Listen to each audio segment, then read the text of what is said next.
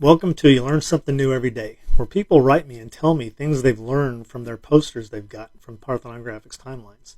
Today's submission comes from Jennifer from Brooklyn, New York. She got one of our Family Trees of Greek Mythology pedigree posters, and she wanted to know more about the origin story of Athena, who was one of Zeus's daughters down here.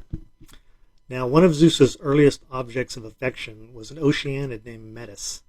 Now, Metis wasn't too fond of Zeus, so she avoided him at all costs. Eventually, he caught up with her, trapped her, and made her his wife.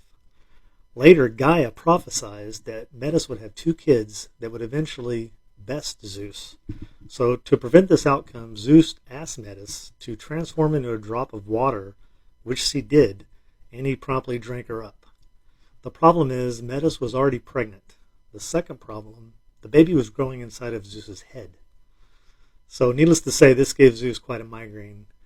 And he asked Prometheus to split his skull open with an axe to relieve the pressure, which is how gods treated migraines back then, I guess.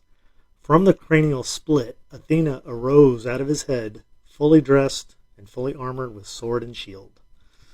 Athena went on to become Zeus's favorite daughter, and we assume the split skull just eventually healed.